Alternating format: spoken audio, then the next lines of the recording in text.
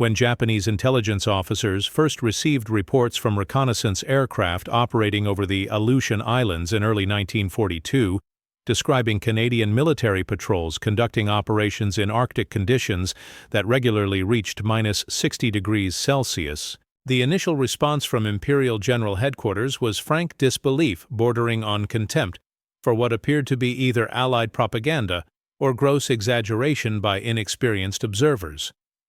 Japanese military planners who had studied Western forces extensively believed they understood Allied capabilities and limitations, and the idea that any military force could conduct sustained offensive operations in Arctic storms that killed exposed personnel within minutes seemed to violate every principle of human physiology and military logistics. One senior Japanese staff officer, analyzing intelligence reports from the Aleutian campaign, reportedly wrote in his assessment that the Canadians were either superhuman or the reports were fabricated to disguise the true weakness of Allied defenses in the North Pacific region. Within months, Japanese forces stationed in the Aleutians would be filing increasingly desperate reports describing Canadian patrols that appeared seemingly from nowhere during the worst Arctic storms, conducted raids and reconnaissance missions that should have been impossible in such conditions, and then vanished back into the frozen wilderness, leaving Japanese defenders demoralized and convinced they were facing an enemy that had somehow mastered survival in conditions that Japanese troops found absolutely unbearable. The story of Canadian Arctic warfare capabilities during World War II represents one of the most remarkable yet overlooked chapters of Allied military achievement, a saga of human endurance and tactical innovation that emerged from the unique challenges of defending North America's Arctic approaches against potential Japanese invasion. The threat was real and immediate following Japan's stunning victories across the Pacific in late 1941 and early 1942. As Imperial Japanese forces seized territory from Pearl Harbor to the Philippines and demonstrated amphibious assault capabilities that could potentially threaten Alaska and northern Canada. The Japanese occupation of Attu and Kiska Islands in the Aleutian chain in June 1942 brought enemy forces to North American soil for the first time since the War of 1812, creating urgent need for Allied forces capable of operating in Arctic and subarctic conditions to defend against further Japanese advances and eventually liberate occupied territory. Canadian military planners recognized that conventional forces trained for European warfare would be ineffective and likely suffer catastrophic casualties if deployed to Arctic combat without specialized preparation and equipment, leading to the development of Arctic warfare capabilities that would eventually prove decisive in the North Pacific Campaign. The challenge facing Canadian military leadership in 1942 was not simply training troops to survive in extreme cold, but rather developing comprehensive doctrine for conducting offensive military operations in Arctic conditions that most military theorists considered absolutely prohibitive for sustained combat. The Arctic environment presented obstacles that went far beyond simple cold weather, creating a hostile operational landscape where exposed skin could freeze in seconds. Metal weapons and equipment became brittle and unreliable. Engines refused to start without extensive preparation, and visibility during storms dropped to zero while winds strong enough to knock men off their feet made movement nearly impossible. Japanese military doctrine had some experience with cold weather operations from fighting in Manchuria and northern China, but nothing in Japanese training or equipment prepared their forces for the extreme Arctic conditions of the Aleutian Islands, where temperatures regularly plunged below -40°C and storms could last for days, with wind chills approaching -70°. Canadian forces would need to not merely survive in these conditions, but actually maintain combat effectiveness, conducting patrols and offensive operations, while Japanese defenders huddled in shelters waiting for weather to improve. The development of Canadian Arctic warfare capability drew heavily on indigenous knowledge and the experience of Canadian personnel who had grown up in northern regions where extreme cold was a seasonal reality rather than an exotic threat. The Canadian military recruited extensively from northern communities, seeking men who had hunted and trapped in Arctic conditions and possessed practical knowledge of cold weather survival that no amount of training could replicate. These recruits brought skills in reading weather patterns, identifying safe routes across frozen terrain, constructing emergency shelters, and most critically maintaining the psychological composure necessary to function effectively when environmental conditions became life-threatening. Around this core of experienced Northern personnel, the Canadian military built specialized units that combined Indigenous survival knowledge with modern military training and equipment, creating forces capable of operations that Japanese intelligence initially dismissed as impossible exaggeration. The training regime developed for these Arctic units was brutal and unforgiving, with exercises conducted in the worst possible conditions to ensure that personnel could maintain combat effectiveness even when facing environmental challenges that would incapacitate conventional forces. The strategic context that made Canadian Arctic capabilities so critical involved the very real possibility that Japanese forces might attempt to advance through the Aleutians toward mainland Alaska and potentially into northern Canada, threatening vital supply routes, and potentially establishing bases from which to interdict shipping between North America and the Soviet Union. The Japanese occupation of Attu and Kiska had demonstrated that imperial forces were willing to operate in Arctic conditions despite the enormous logistical challenges, and Allied intelligence could not rule out the possibility of further Japanese advances if weather and circumstances proved favorable. Canadian and American forces needed not just to defend against potential Japanese attacks, but to actively patrol the vast Arctic regions where enemy reconnaissance and raiding forces might operate, and eventually to mount offensive operations to liberate occupied territory. The successful execution of these missions would require military capabilities that simply did not exist in any Allied army as of early 1942, forcing rapid innovation and the development of tactics and equipment specifically designed for Arctic warfare. The Japanese soldiers who would eventually face Canadian Arctic patrols were about to encounter a type of warfare for which their training and experience provided absolutely no preparation, fighting an enemy who had turned the Arctic environment from an obstacle into a tactical advantage. The transformation of Canadian military personnel from conventional soldiers into Arctic warfare specialists began in training camps established in northern Canada, where conditions approximated the extreme environment they would face in operational deployments to the Aleutians and Arctic regions. These training facilities were deliberately located in areas where winter temperatures routinely dropped below -40 degrees Celsius, and where trainees would experience the full range of Arctic challenges, including extreme cold, high winds, whiteout conditions, and the psychological stress of operating in an environment that could kill within minutes if proper procedures were not followed. The training program was designed not just to teach survival skills, but to fundamentally alter how soldiers thought about the Arctic environment, transforming it from a hostile threat to be endured into tactical terrain that could be exploited against enemies who lacked equivalent cold weather capabilities. Instructors drawn from indigenous communities and experienced northern trappers taught techniques for moving efficiently across snow and ice, constructing shelters from available materials, starting fires in extreme cold and wind, and most critically recognizing the subtle environmental signs that indicated changing weather conditions or dangerous terrain features. The equipment development that paralleled personnel training represented equally critical innovation, as standard military gear proved inadequate or completely useless in Arctic conditions where metal components became brittle, lubricants froze solid, and conventional winter clothing provided insufficient insulation against extreme cold and wind. Canadian military quartermasters, working with Indigenous advisors, developed specialized Arctic kit that included multiple layers of fur and wool clothing, face masks that prevented frostbite while allowing breathing, boots designed to maintain circulation while providing insulation, and mittens that could be removed quickly for weapon operation, but provided far better protection than standard gloves. Weapons required extensive modification to function reliably in extreme cold, with special lubricants that remained fluid at temperatures far below zero, and design changes that prevented ice buildup in critical mechanisms. The iconic image of Canadian Arctic troops wearing white camouflage parkas over multiple layers of fur and wool, armed with modified rifles and moving on snowshoes or skis,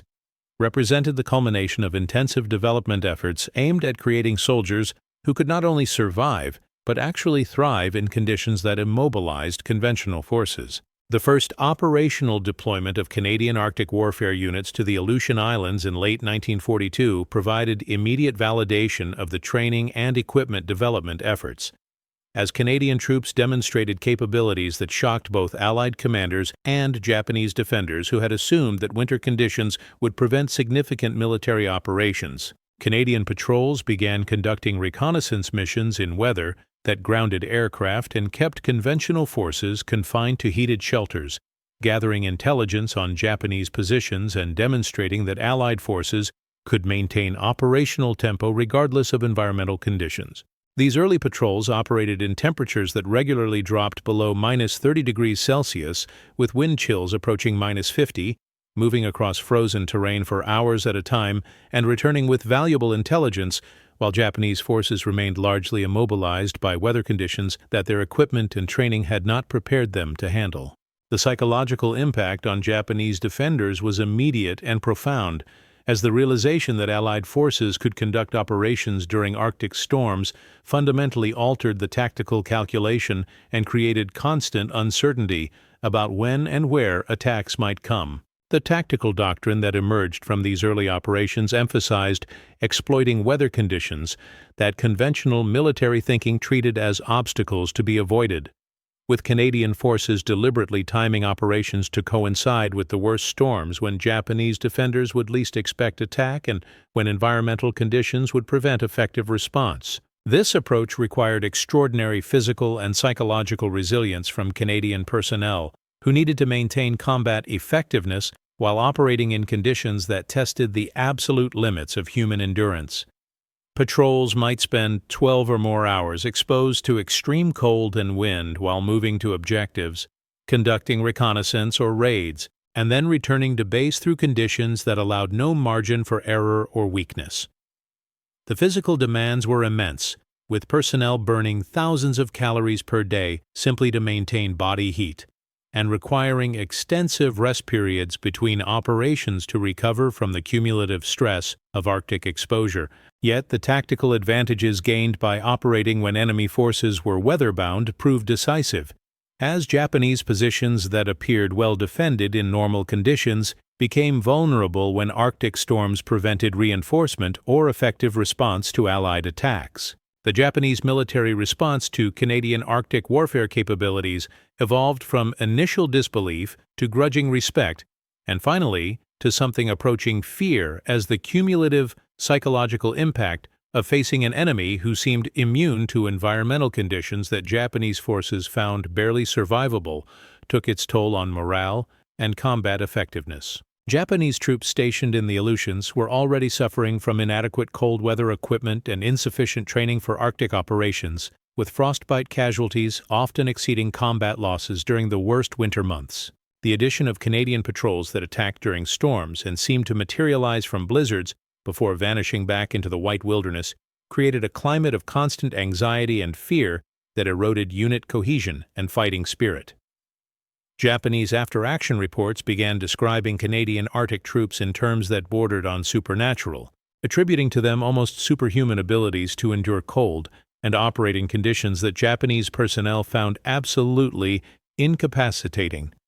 This psychological warfare effect magnified the tactical impact of Canadian operations, as Japanese defenders became increasingly defensive and reluctant to conduct their own patrols, even in relatively favorable conditions, for fear of encountering Canadian forces who seemed to have mastered the Arctic environment completely.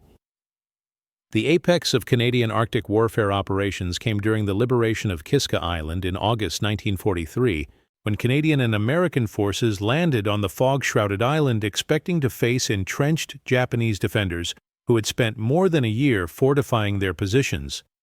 The operation had been planned as a major amphibious assault that would require overcoming determined Japanese resistance in difficult terrain and potentially severe weather conditions, with Allied commanders preparing for casualties that might approach those suffered in other Pacific Island campaigns.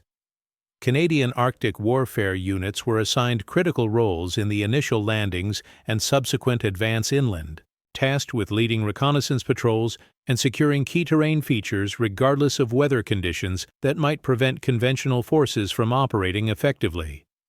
The conditions that greeted the Allied landing force exceeded even pessimistic forecasts, with temperatures near freezing, dense fog that reduced visibility to meters, and rain mixed with sleet driven by winds that made movement exhausting and disorienting. These conditions would have paralyzed conventional forces and might have forced postponement of operations, but Canadian Arctic troops advanced inland through the murk and cold with the same methodical efficiency they had demonstrated in far worse conditions during training and previous operations. The discovery that Japanese forces had evacuated Kiska prior to the Allied landing eliminated the expected combat, but did nothing to diminish the extraordinary environmental challenges that made the operation a brutal test of cold weather warfare capabilities even without enemy opposition. Canadian and American forces spent weeks conducting operations across the island in conditions that caused hundreds of casualties from exposure, accidents, and friendly fire incidents resulting from near-zero visibility in fog and the confusion of operating in unmapped wilderness terrain. The Canadian Arctic warfare units proved their value by maintaining operational effectiveness throughout the campaign, conducting patrols and reconnaissance missions that would have been impossible for conventional forces while suffering dramatically lower rates of cold weather injuries compared to other Allied units operating in the same conditions. The contrast between Canadian cold weather casualty rates and those experienced by American forces not specifically trained for Arctic operations provided stark validation of the specialized training and equipment that Canadian military planners had insisted were necessary for Arctic warfare. With some American units suffering frostbite and exposure casualties approaching 50%, while Canadian Arctic units maintained combat effectiveness with minimal weather-related losses. The most dramatic demonstration of Canadian Arctic warfare capabilities came during operations on Attu Island earlier in 1943, where Canadian liaison personnel and specialized cold weather advisors supported American forces conducting the liberation of the westernmost Aleutian Island still occupied by Japanese forces. The battle for Attu became notorious as one of the most brutal campaigns in the Pacific theater, with American forces suffering more than 3,000 casualties, including over 500 killed during 3 weeks of intense combat in mountainous terrain and horrific weather conditions. Canadian Arctic warfare advisors accompanying American units demonstrated survival and operational techniques that allowed personnel to maintain combat effectiveness in conditions that caused widespread frostbite and exposure casualties among troops lacking specialized Arctic training. The techniques Canadian advisors taught for maintaining body heat during extended exposure, preventing frostbite while remaining tactically effective, and conducting operations during weather that conventional doctrine would have considered prohibitive helped reduce American casualties and contributed to the eventual Japanese defeat, despite the terrible cost of the campaign. The systematic destruction of Japanese Arctic warfare capabilities through the cumulative psychological and physical toll of operating in extreme conditions without adequate training or equipment represented a less dramatic but equally significant achievement of Canadian Arctic operations. Japanese troops stationed in the Aleutians suffered constant attrition from cold weather injuries, inadequate shelter, insufficient cold weather clothing, and the psychological stress of facing an environment that seemed actively hostile to human survival. The presence of Canadian patrols that operated effectively during conditions Japanese forces found barely survivable magnified this stress and created a sense of hopelessness about the strategic situation that contributed to the eventual Japanese decision to evacuate remaining garrisons before they were destroyed piecemeal. Japanese soldiers who survived the Aleutian campaign and were later interviewed described the Canadian Arctic troops with a mixture of respect and incomprehension, unable to understand how any military force could maintain combat effectiveness in conditions that Japanese forces found absolutely devastating to morale and physical capability. The cost in human terms of developing and employing Canadian Arctic warfare capabilities was substantial despite the relatively low combat casualties, as the physical and psychological toll of sustained operations in extreme cold created injuries and trauma that would affect veterans for the rest of their lives. Frostbite injuries that seemed minor during operations often resulted in permanent damage, including loss of fingers and toes, chronic pain, and increased sensitivity to cold that made normal life difficult in Canadian winters. that would have seemed mild compared to Aleutian conditions. The psychological impact of sustained exposure to life-threatening environmental conditions created its own casualties, as soldiers who had operated at the edge of human survival limits found it difficult to readjust to normal life, where the stakes were so much lower. Yet despite these costs, the men who served in Canadian Arctic warfare units took pride in having mastered one of the most hostile environments on Earth and having developed military capabilities that their enemies had dismissed as impossible. The transformation from ordinary Canadian soldiers into Arctic warfare specialists capable of operating in -60-degree storms represented an achievement that validated the intensive training and specialized equipment development that had made such operations possible. The strategic impact of Canadian Arctic warfare capabilities extended far beyond the immediate tactical successes in the Aleutian Islands campaign, fundamentally altering Allied defensive planning for the entire North Pacific region and forcing Japanese military planners to abandon considerations of further advances toward Alaska and northern Canada. The demonstration that Allied forces possessed the capability to conduct sustained military operations in Arctic conditions, regardless of weather, eliminated one of the key assumptions underlying Japanese strategic planning, which had calculated that Arctic and subarctic regions would provide natural defensive barriers that limited the military options available to both sides during winter months. Canadian Arctic patrols operating during conditions that should have been prohibitive for military activity proved that properly trained and equipped forces could maintain combat effectiveness year-round, removing the seasonal limitations that Japanese planners had expected would provide respite from Allied pressure during the worst winter weather. This operational flexibility translated into sustained strategic pressure that prevented Japanese forces from consolidating positions or building up supplies during winter months, when conventional military wisdom suggested both sides would be largely immobilized. The intelligence gathered by Canadian Arctic patrols provided Allied commanders with detailed understanding of Japanese capabilities and deployments that would have been impossible to obtain through other means, as reconnaissance aircraft were often grounded by weather and conventional patrols could not operate effectively in extreme conditions. Canadian units conducting deep reconnaissance missions during Arctic storms gathered information on Japanese defensive positions, supply situations, and morale that enabled Allied planners to develop effective strategies for eventual offensive operations. The ability to maintain continuous surveillance of Japanese positions regardless of weather created operational advantages that multiplied the tactical effectiveness of Allied forces when major operations were eventually launched. Japanese commanders found themselves unable to conceal movements or preparations from Allied observation, as Canadian patrols appeared during weather that should have prevented reconnaissance and reported on activities that Japanese forces had assumed would remain hidden until conditions improved. The development of Arctic warfare doctrine and specialized equipment pioneered by Canadian forces during the Aleutian campaign influenced Allied military planning for operations in other cold-weather environments, including potential operations in Northern Europe and the continuing war against Japan, in areas where winter weather might create operational challenges. The techniques developed for maintaining combat effectiveness in extreme cold, the equipment modifications that enabled weapons and vehicles to function reliably in Arctic conditions, and the training methods that prepared personnel psychologically and physically for operations in life-threatening environments became foundations for broader Allied cold-weather warfare capabilities. American military planners studying Canadian Arctic operations recognized the potential applications for other theaters and began implementing similar training programs and equipment development efforts, creating cold-weather warfare capabilities across Allied forces that would prove valuable in subsequent operations from Norway to Korea. The post-war recognition of Canadian Arctic warfare achievements came slowly and incompletely,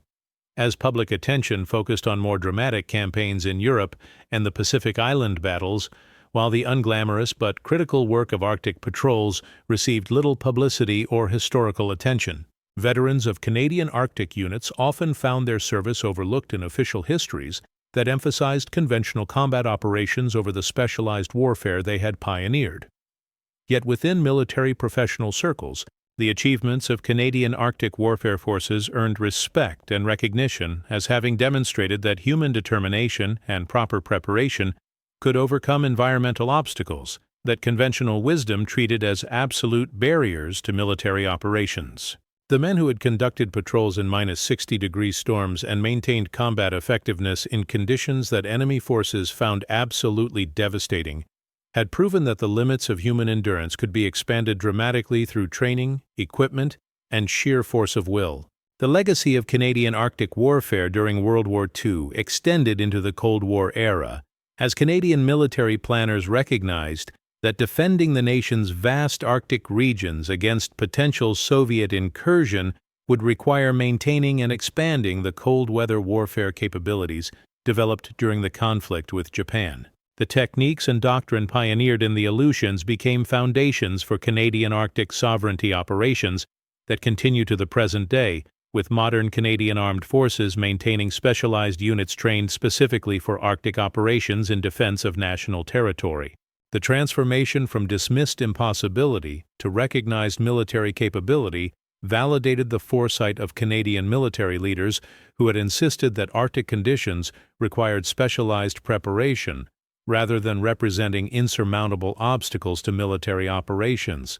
The Japanese soldiers who had initially refused to believe reports of Canadian patrols operating in -60-degree storms had learned through bitter experience that human capability could exceed theoretical limitations when motivation, training, and equipment combined to create forces capable of achieving what skeptics had dismissed as impossible. The final accounting of Canadian Arctic warfare contributions to Allied victory in World War II must consider both the measurable strategic achievements and the broader significance of demonstrating that human beings could not only survive but actually conduct effective military operations in environmental conditions that contemporary military theory considered absolutely prohibitive for sustained combat. The liberation of the Aleutian Islands and the defense of northern approaches to North America against potential Japanese invasion succeeded in large part because Canadian forces developed capabilities that enemy planners had dismissed as impossible, creating asymmetric advantages that multiplied the effectiveness of Allied operations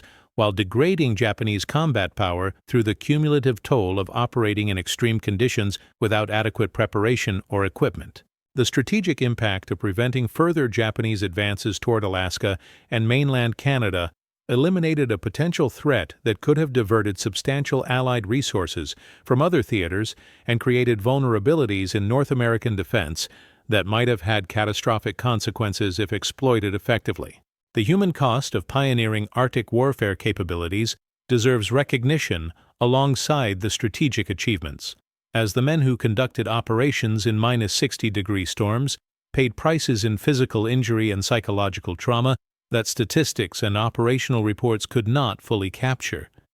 Frostbite injuries that robbed veterans of fingers and toes, chronic pain and cold sensitivity that made normal life difficult, psychological scars from sustained exposure to conditions that tested the absolute limits of human endurance, and the deaths of those who did not survive equipment failures or accidents in unforgiving environments, where mistakes meant death represented the true price of developing military capabilities that skeptics had insisted were impossible. These costs were borne disproportionately by personnel from northern Canadian communities who possessed the indigenous knowledge and cultural background that made Arctic operations feasible. Communities that contributed far beyond their population shared capabilities that proved strategically decisive. The recognition and honoring of these sacrifices came late and incompletely, with many veterans of Arctic operations receiving little acknowledgement for service that lacked the dramatic combat narratives of other theaters, but required equal or greater courage and endurance. The transformation of Canadian national identity through Arctic warfare achievements paralleled the broader pattern of World War II service establishing Canada as an independent military power with unique capabilities that commanded respect from allies and enemies alike. The mastery of Arctic warfare demonstrated that Canadian forces could achieve excellence in specialized domains that larger powers had overlooked or dismissed as secondary, carving out areas of expertise that established Canada as an essential contributor to Allied victory, rather than simply a junior partner providing manpower for British-led operations. The pride that Canadian veterans and the nation as a whole took in having developed military capabilities that enemies had insisted were impossible contributed to post-war demands for greater independence and recognition of Canada as a significant middle power deserving voice in international affairs proportionate to demonstrated contributions rather than simply population or economic size. The question of whether the human and material costs of developing Arctic warfare capabilities were justified by the strategic benefits achieved provoked less debate than similar questions about other campaigns, as the defensive necessity of protecting North America's Arctic approaches and the relatively low combat casualties compared to other theaters made the investment appear clearly worthwhile in retrospect. Yet the individual soldiers who conducted patrols in life-threatening conditions, who lost fingers and toes to frostbite, who carried psychological scars from sustained operations at the edge of human survival limits, might have offered more nuanced perspectives on whether the achievements justified the personal costs they paid. The absence of major Japanese offensive operations in the region after 1942 suggested that Allied Arctic warfare capabilities had succeeded in their primary deterrent function, but proving counterfactuals about what might have happened without Canadian Arctic patrols remained impossible and left room for different interpretations of the strategic significance. The enduring lesson of Canadian Arctic warfare operations lies in the demonstration that human capability can exceed theoretical limitations when proper training, equipment, and motivation combine to create forces capable of operating effectively in environments that conventional wisdom treats as absolute barriers to military activity. The Japanese soldiers who initially refused to believe reports of Canadian patrols conducting operations in -60-degree storms learned that their assumptions about human limitations were based on their own experience and capabilities rather than representing universal truths about what properly prepared forces could achieve. The transformation of the Arctic from an obstacle to be endured into a tactical advantage to be exploited required fundamental changes in how military forces thought about environmental challenges, recognizing that conditions that seemed prohibitive could be overcome through specialized preparation, and that enemies lacking equivalent capabilities would be at decisive disadvantage when forced to operate in such conditions. The men who conducted those patrols through Arctic storms, who maintained combat effectiveness when Japanese forces huddled in shelters waiting for weather to improve, who proved through demonstrated performance that the impossible was merely the difficult not yet achieved, established a legacy of Arctic warfare expertise that continues to define Canadian military identity and capability. Their service validated the principle that victory in warfare comes not just from superior weapons or numbers, but from the ability to operate effectively in domains where enemies cannot match your capabilities, turning environmental challenges from shared obstacles into asymmetric advantages that multiply combat power and achieve strategic objectives that conventional approaches could never accomplish.